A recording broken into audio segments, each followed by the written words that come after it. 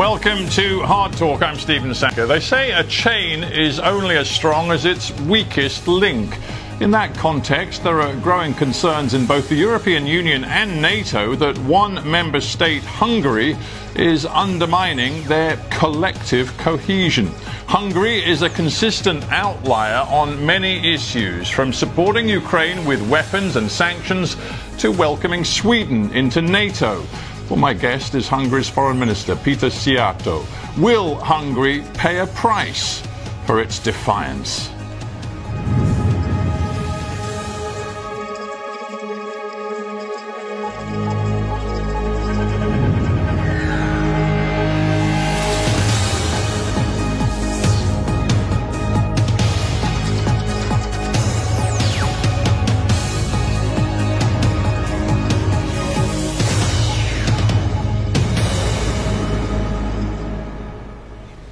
Foreign Minister Péter Szijjártó in Budapest. Welcome to Hard Talk. Thank you so much for the invitation again. I'm happy to be here again. No, it's a pleasure to have you back on the program, Mr. Szijjártó. Let me start with a very simple question. A terrible war has been raging in Ukraine for more than a year as a result of the Russian military invasion. Who do you, in Hungary, want to see win that war? Well, we want this war to be finished, to be stopped as soon as possible, because this war takes place in our neighborhood. And you can imagine that if there's a war in your neighborhood, the impacts of the war are being immediate and severe, unfortunately. And please do not forget that when you talk to me, you talk to a representative of a nation, members of which are dying in this war. Given the fact that there is a significant Hungarian community living in the western part of Ukraine, members of which are Ukrainian citizens, they are mobilized to the Ukrainian army. Many of them are being deployed to the front lines, and many of them unfortunately do die. So what we would like to see is an immediate ceasefire to be established. We want peace talks to take place, and we want a peace agreement to be reached finally, which would stop killing innocent people. So you cannot say to me, you cannot say to me on international television that you want Ukraine to win that war.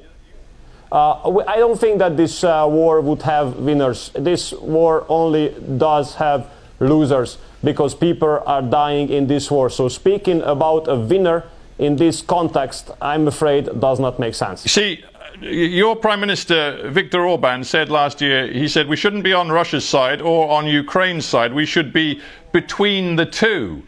That strikes me as very peculiar. You're a member state of NATO, you're in the EU, both of those organizations have very clear positions. You also, as an individual nation, voted at the UN General Assembly to join a declaration demanding a full Russian withdrawal from all Ukrainian territory in accordance with international law.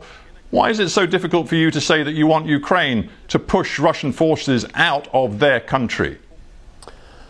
Look, our position is absolutely clear since the very beginning of this war. We condemn the war in the strongest possible way. We stand up for the territorial integrity and sovereignty of Ukraine without any kind of doubt, without any kind of question. This is a basic principle of ours, that territorial integrity and sovereignty of all countries, including Ukraine, must be respected. So we want this war to be stopped as soon as possible, because for us, the #1 priority is to save lives of the people. And in order to save lives of the people, this war must be stopped. Because if the war is not being stopped, if the war is being escalated, if the war is being prolonged, that means that there are more and more people dying. Yeah, but with respect, this idea, if I may, in this context, I don't think it makes sense to speak about winners, because there are only losers of this war. But the thing is, Viktor Orbán's view of what a ceasefire means, as opposed to continuation of the war, it doesn't seem to fit with the facts. For example, last summer, Mr. Orbán said the West must stop supplying weapons to Ukraine because the more NATO gives to the Ukrainians, the more Russia will push the front line forward. Now, that was plainly wrong, because after he spoke, NATO increased its weapon supplies, and what we saw was that Ukraine successfully pushed Russian forces back from swathes of territory in Kharkiv and Kherson regions. It is quite clear that Ukraine, with more weapons from the West, can succeed in pushing Russian forces back. What is your problem with that? First of all, thanks God, NATO does not deliver weapons to this conflict. It would be very bad if NATO took part in this conflict, because if NATO becomes a direct party to this conflict, it would mean Third World War the next day. So, thanks God, the decision we have made in NATO that NATO is not a party to the conflict is still valid. So there are member states who are supplying Ukraine with weapons and other military equipments. We do not do so. We have been carrying out the largest humanitarian operation of the history of ours, but we do not deliver weapons because our position is very clear. Peace is much better than the war. And we do not see that the weapon deliveries would stop the war. What we think would stop the war is ceasefire and peace talks. And you know, if there are peace talks and a peace agreement is being made, does not necessarily mean that the current status quo is being frozen. We remember our own history, unfortunately, you know, that when a peace deal was made, then the borders agreed in these peace talks were totally different compared to the front lines.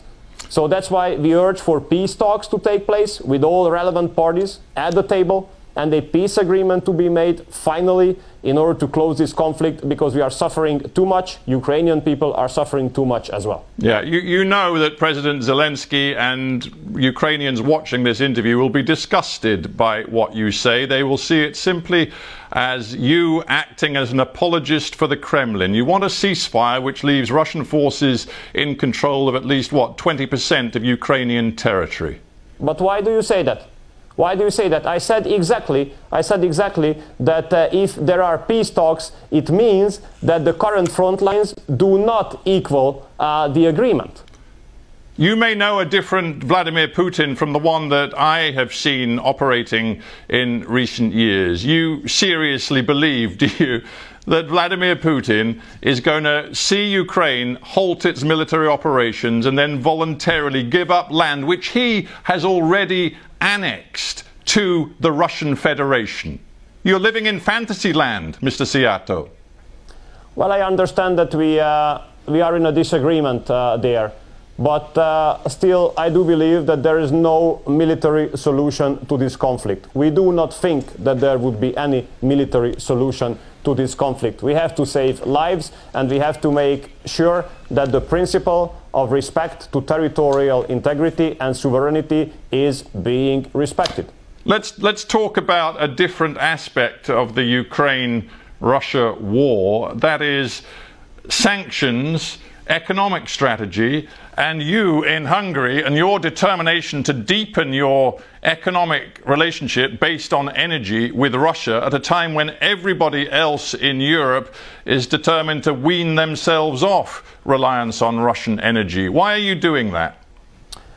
Well, I hope we do agree that the energy supply is a physical question, and it's neither ideological nor political. Because with ideology or with political statements, it's impossible to supply your economy with gas or oil, or it's impossible to heat your houses or your flats. So as long as the infrastructural network makes us to cooperate with the Russians on ensuring the safe supply of our country with energy, we have to cooperate with them, and we will cooperate with them. Well, it's a choice. It's a choice, Foreign Minister. It's an interesting choice, because you can look at many other European countries, whether it be the Baltic states, whether it be Germany, whether it be Poland or Finland. A whole host of European states have weaned themselves pretty much completely off what used to be a very great reliance on Russian energy. You've gone in the opposite direction. Indeed, just a few days ago, you were in Moscow signing new deals on gas, oil and nuclear power, which simply deepens your reliance on Russia. It's a strategic choice, foreign minister. May I correct you? We have not made any kind of new deals, because about nuclear energy, we have signed our contract in 2014, which is 9 years ago. Regarding gas, we have signed the last long-term contracts of ours in 2021, almost 2 years ago. And we also have a long-term oil contract. Many years back, the contract has been signed. So well, yeah, if you listen carefully, Foreign Minister, what I said is you've deepened your ties on gas, oil, and nuclear. The facts are there. You were grinning in Moscow. You were happily signing agreements with your Russian counterparts in the trade ministry. That's a fact, and you've made your choice. What kind of new agreement we have signed? Sorry, I don't understand you. We have not signed any new deals. Once again, I want to underline. Yeah, we have long-standing cooperation. And here I wanna tell you something. We are looking for alternative solutions. Okay, let me answer your question, because I think your viewers might deserve to understand our position. We are looking for alternative solutions. For example, gas from Azerbaijan. Now, in order to deliver gas from Azerbaijan to Hungary, a lot of infrastructural developments are being necessary in the southeastern part of Europe. We have reached out to the European Commission, together with the Romanian, with the Bulgarian, with the Greek, with the Turkish colleagues, in order to give financing for such kind of projects, in order to make sure that we can buy gas from new source.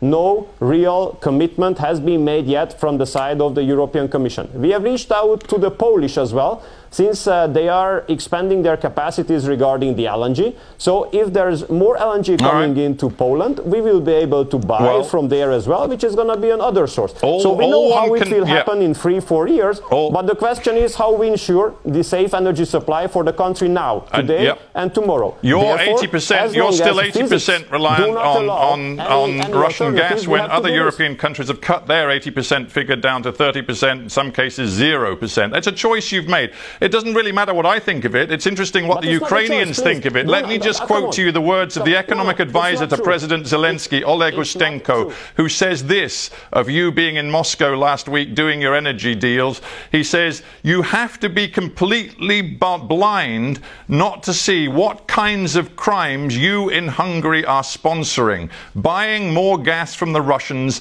means you are simply giving them more capacity to escalate the war. Okay, so can I answer now? Go ahead. Thank you so much. So, once again, it's a physical issue.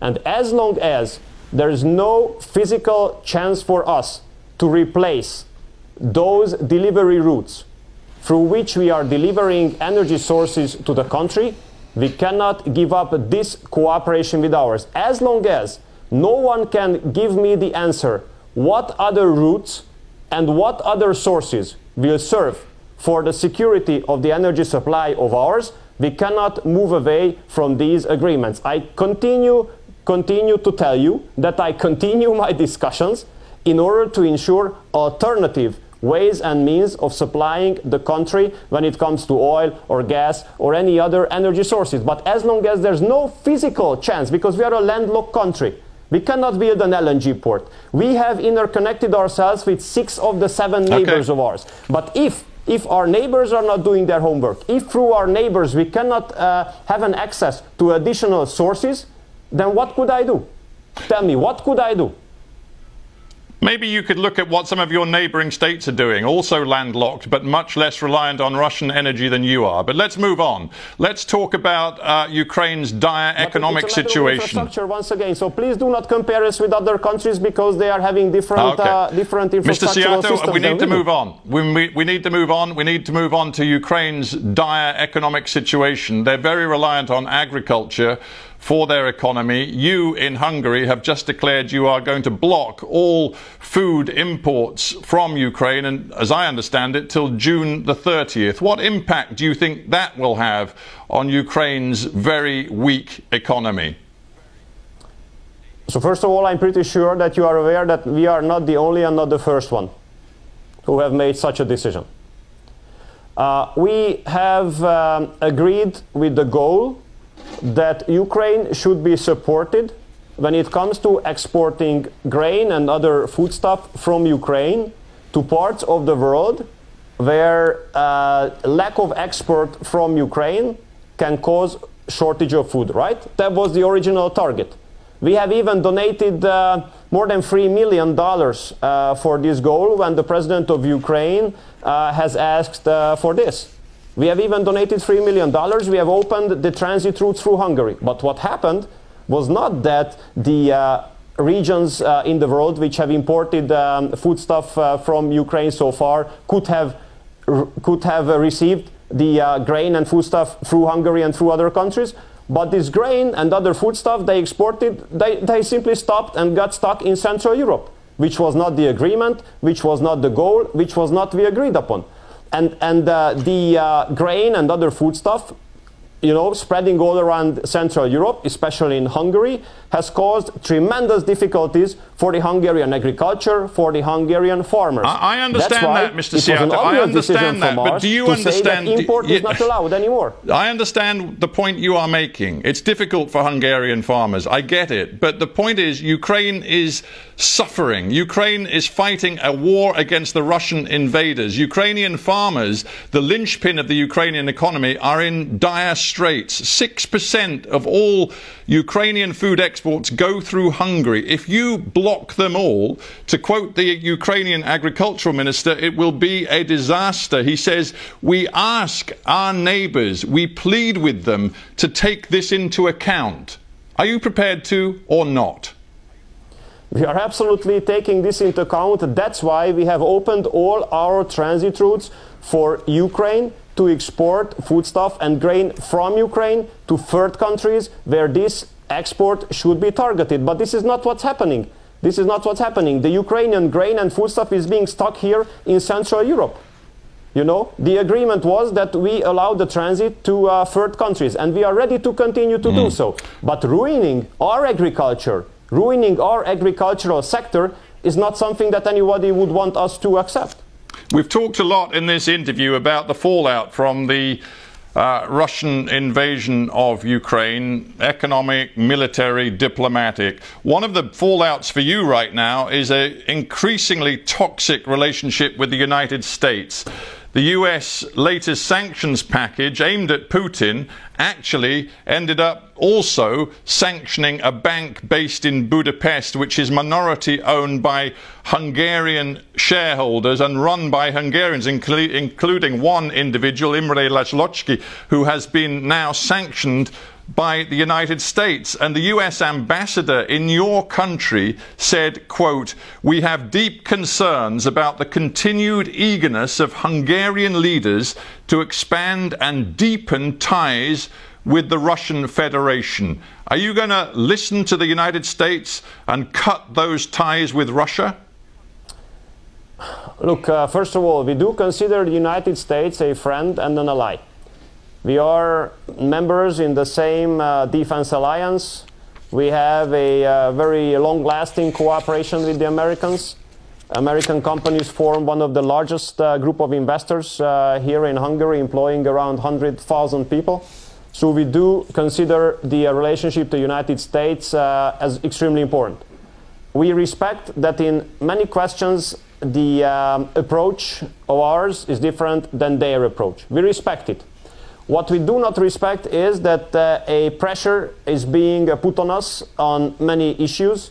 We simply cannot accept that they want to put pressure on us to change this or that position of ours, because we do believe that an allied membership, an allied partnership, a friendly relationship must be based on mutual respect. And we respect that since we are in a totally different geographic location, we look at some issues differently, but we will not accept any kind of pressure on ours. When it comes to the bank, you know, we still believed before the war that this bank could have played an important role in giving financial assistance to the economic development here in Central Europe.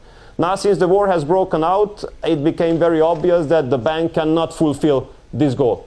And since the United States has imposed sanctions on this bank, we decided to leave the bank as well. What will you do if the US Congress, as it is considering, puts new sanctions on Hungarian individuals and institutions? There is a bill that may come before the Congress next month calling for sanctions on Hungary. How will you respond? Well, don't go into science fiction. We don't know whether it's going to happen or not. And if it does?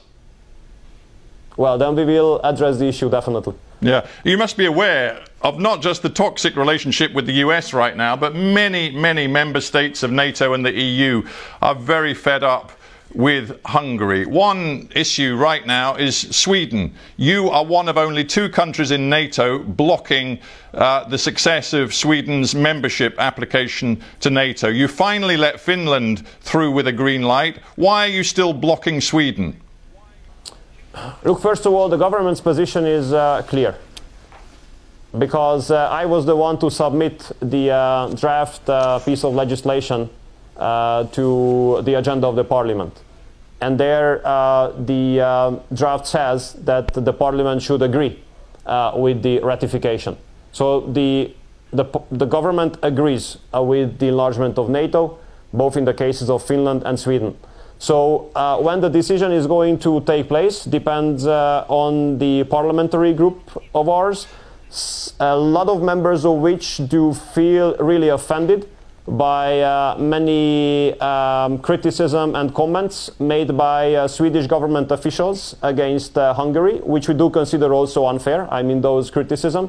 So mutual respect would be great to return to our relationship. And if there's mutual respect, I think such kind of decisions are even easier and can be made quicker. So it's up to the parliamentary group when they will be ready to make the decision. The government's position is clearly supportive. Final question, and it again concerns your outlier status in key institutions, this time the European Union. The European Union is placing conditions on giving billions of euros of future funding to Hungary, conditions based upon your commitment, your government's commitment to reform your judicial system, also to reform key pieces of legislation like your Child Protection Act, which many in Europe see as fundamentally contrary to EU values when it comes to respect for LGBT rights. They say that without you changing and reforming, you will not get the billions from the European Union in the future. So are you prepared